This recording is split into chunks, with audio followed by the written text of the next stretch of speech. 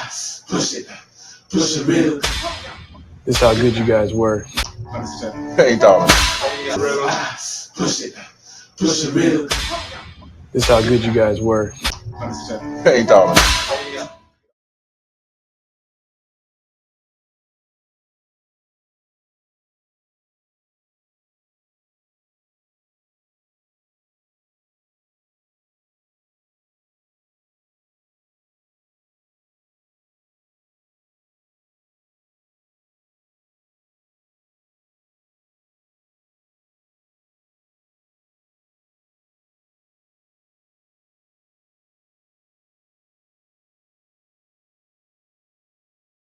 What's going on, YouTube? Happy Halloween. Today we have a new segment called Be On Code. We're going to do some movie reviews today. We got a special movie for you. It's called Hazing. It's produced by Byron and it's on the PBS network. Man, the movie is very controversial. I'm going to let y'all see for yourselves, and then we can talk and have a discussion about it, and y'all can leave some comments down below. So look, we're going to roll into the trailer right now, and then we're going to roll into the full clip that I want to have a discussion about. And then my segment is focused around the exploitation of Kappa Alpha Psi Fraternity Incorporated in this movie. So y'all stay tuned. Check this out.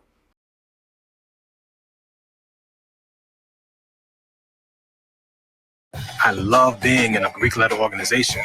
It's a vibrant community, but membership can come at a heavy cost. We were taking well over 100 strokes per night. Push-ups, liquor, chug until you throw up. It's peer pressure in its rawest form.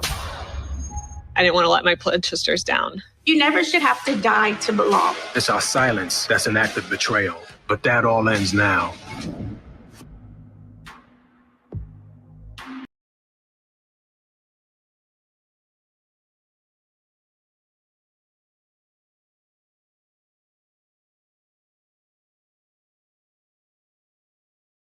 All right, we're going to get into the full clip. No matter how negative it is, to feel part of the organization, I want to experience that too. The thing my brother told me when I told him that I was interested in becoming a member was, you'll be fine. Dad went through it. I went through it. You'll be okay. Long as you ain't no bitch ass. He said it like a joke, but I can't lie. Like, that was in the back of my mind. But then when you go through this process, and you sitting there like, I don't want to drop because I don't want people to think that's me.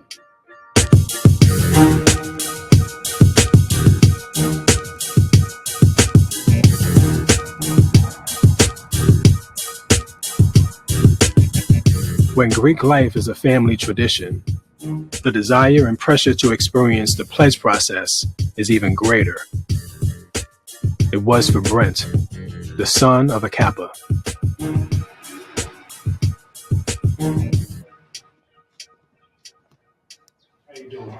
Hanging in there, maintaining. Good to see you. Doing all right? Maintaining in this world of pain. Hey, I said my daddy was right before me. Yeah, my mama was in the sorority, and now there ain't no turning me back. So me being a legacy, holding on that crown that my father was a Kappa, me being a Kappa, and that's something I've been wanting since I was about 5 years old. Now, this picture right here, you can see I was always surrounded by Kappas in my home. Always. I had a group of young men that I was pledging to be Kappas. At the same time, she was pledging AKA. We were both active in our fraternity and our sorority. We're a Greek family, and it was like welcoming another Greek, my son, into the Greek family. I was excited. When I made line, I felt amazing. I felt great, I was like, man, this is it. My daddy was right before me, and now there ain't no turning me back. That's not funny. We've been online for 3 hours. Grew up. Just could be online for 3 hours, took the oath. was sworn in. I threw up everything. I got beat like a slave today. You know what I'm saying? It's ridiculous. That's how the new generation exposes negativity of sets and any type of hazing or pledge process. Let's get back into the movie. I put icy hot on my butt, you know what I'm saying? Because it's good. See, I told you I laugh about it when I get beat. I mean, it's not funny when I get hit, but afterwards, it's like, dang, like. All right, together now. Hey. 1, 2. The road to Kappaland is long, rough, and rugged. Takes a hell of a man.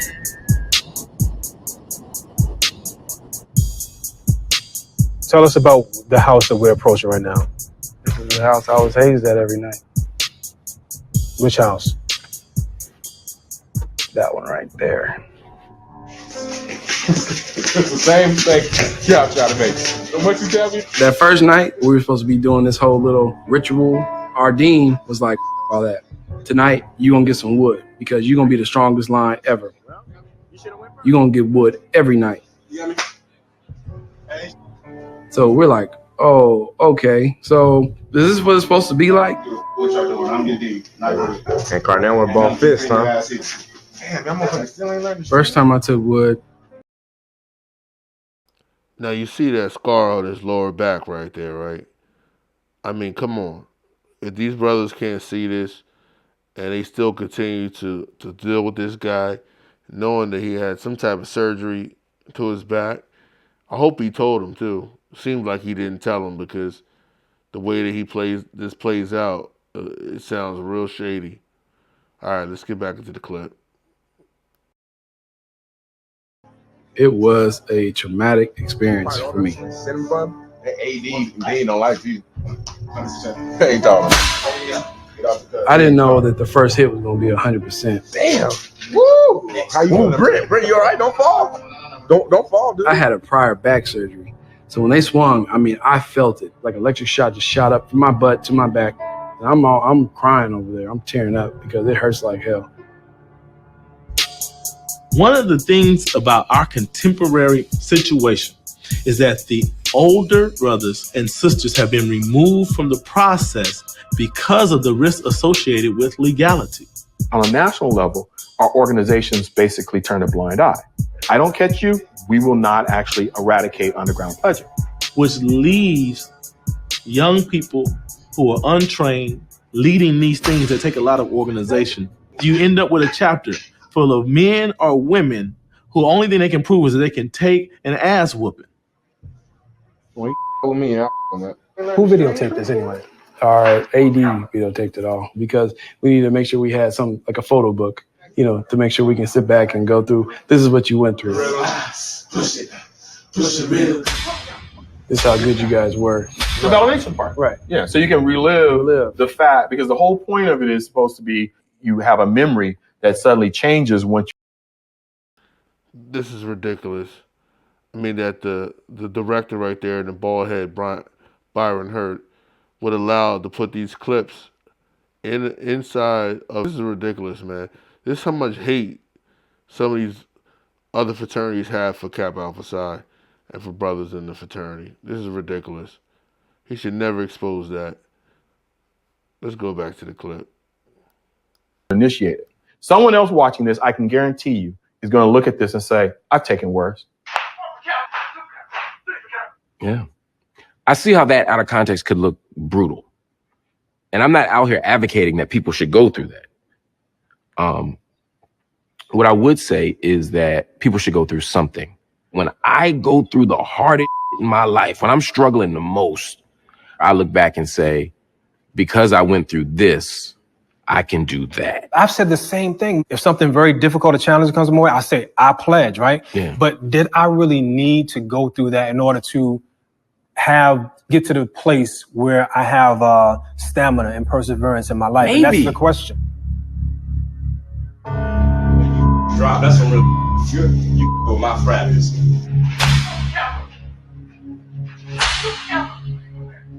What I just watched was a historical echo of a a long history of pain and brutality and dehumanization of Black bodies, except in this particular context, the masters are the men holding the paddles.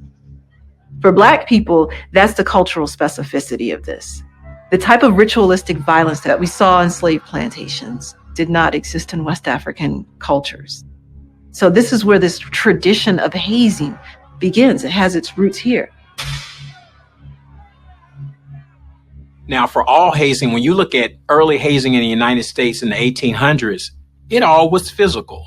They used to have something called freshman and sophomore class rushes, where the sophomores chased the freshmen around and beat them down. At Indiana University, they had a case where they actually scalped a young man. They took a knife and cut the hair from his head with a knife. That was all physical. It was violent. So in the 1920s, the institution said, we got to stop this hazing of freshmen. And that's when you start to see it evolve into fraternities and sororities. And then since then, you started to see the predominantly white groups really gravitate toward alcohol.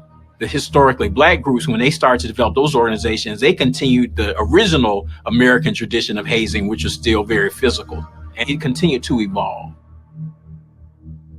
I really think it has to do with society. For example, we've had hazing deaths in fraternities going back to 1873, but we didn't have an alcohol death until 1940 at the University of Missouri.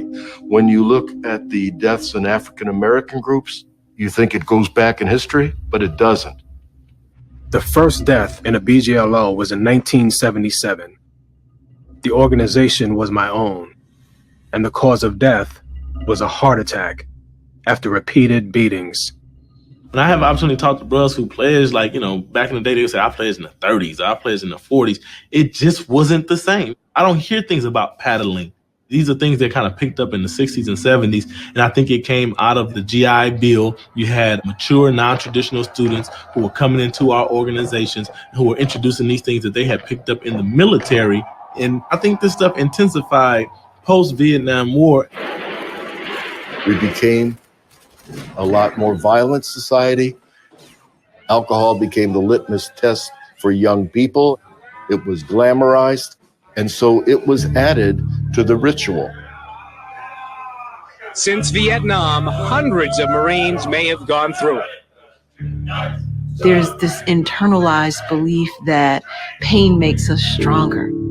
To tell these stories that we've survived, to go back and reminisce on it, to laugh about it, to say, we got through this. It's a form of trauma bonding. I'm like, we all sat down with rock playing colors. In Boston, I hung out with some of my older Gamma Chapter brothers, OGs who pledged in the 1970s. We talked about the significance of this type of male bonding. Pledging in the 70s was a really rigorous experience. But the one thing that bonded us all around the world is everybody went through that same rigorous experience. And the real value to me of that whole thing, particularly in the 70s, you went anywhere in the world, sport your colors, and you were treated as family. It brought out the best in me. It really did. They did.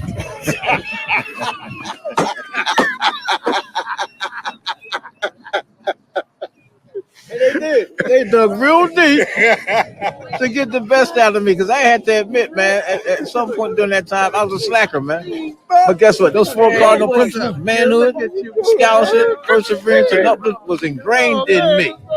And I'm better today for it. So I thank God for that process. Thank God for OMEGAPSIPHI. But we understand things must change, because it's a different breed. It's a different breed of people.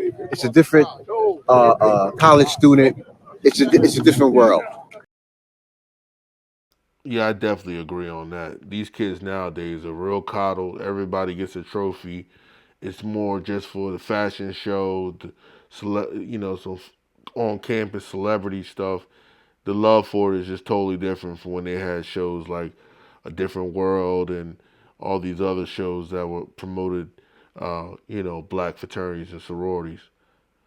All right, let's go back to the clip.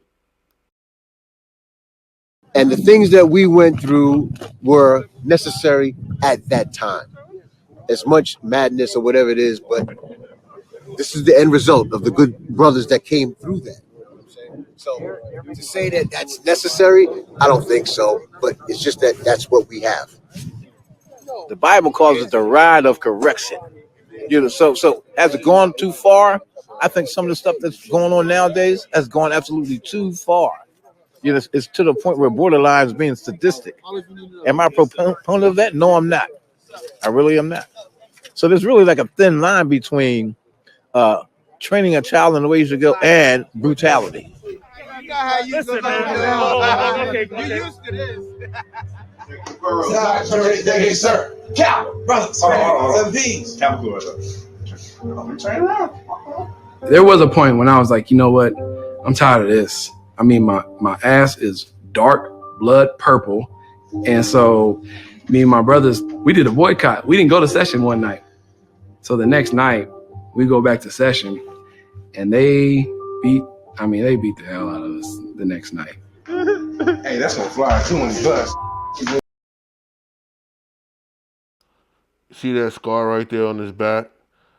Come on, man. You gotta have some questions about that scar. Those dudes should have, since day one, should have, put a piece of tape X on him or something to signify that he's damaged goods.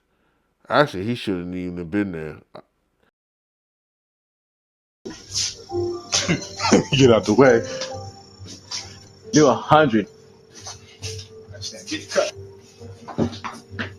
I'll tell you right now, you. I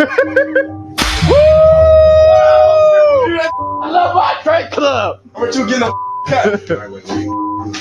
A couple of times the paddle hit me in my back. It actually shattered my disc. And when my disc was shattered, it actually had fragments of my disc in my back. And the effect that it caused was traumatic.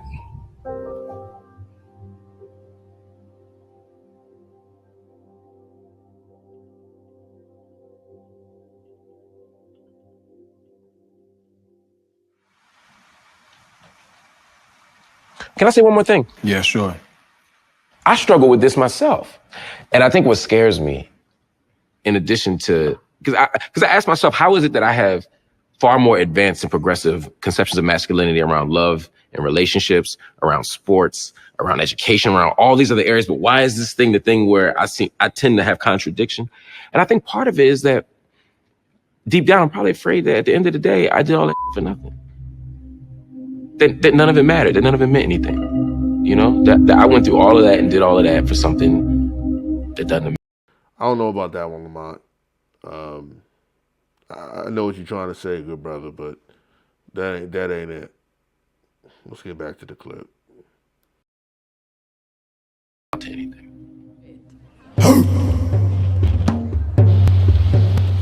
The code of silence in Greekdom, I would compare to the code of silence among police officers. You loyal to your brothers, you loyal to the organization, first and foremost. And if you are not, then, it goes back to kind of the street ethic of snitches get stitches.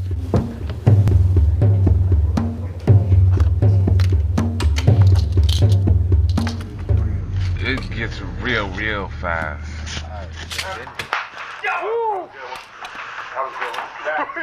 Ooh, Brent, you all right? Don't fall. Don't fall, dude.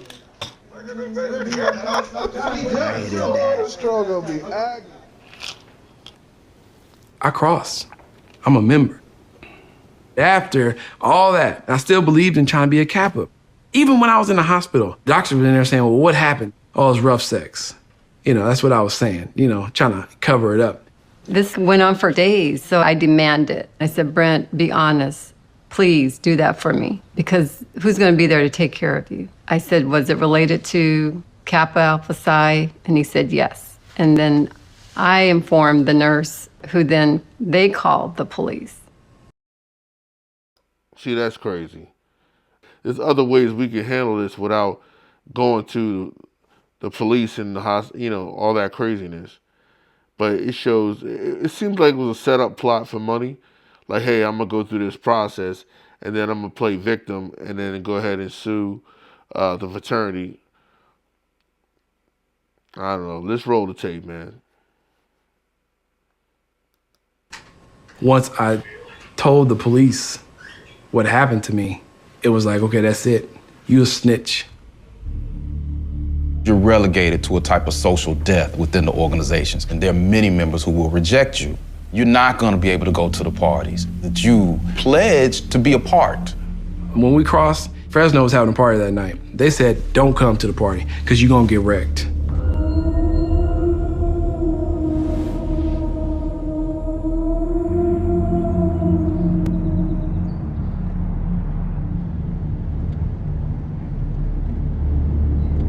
My biggest outlet I had, man, I tried to commit suicide.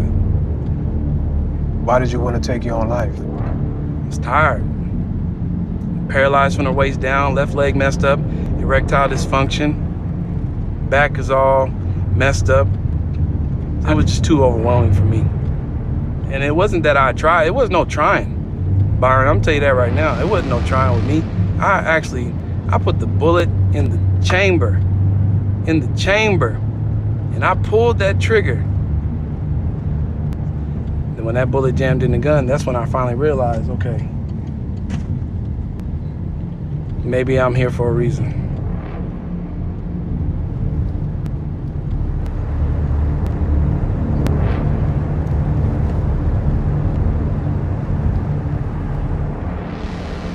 Brent filed a lawsuit against Kappa Alpha Psi fraternity for his injuries and settled out of court for $2 million. You see what I'm saying? He settled out of court for $2 million, and look at they didn't even put no type of non-disclosure agreement on him giving out those video clips to Brian Hurt for this movie. I mean, he got off with the bag, and he exploited the fraternity based on him getting injured. This is some shady conspiracy, man. I mean, that's just my thoughts, but you know, y'all let me know in the comments. The national headquarters banned new membership in that chapter for 7 years. Cal State Bakersfield was not held responsible for any wrongdoing. What y'all think? Powerful clip, right?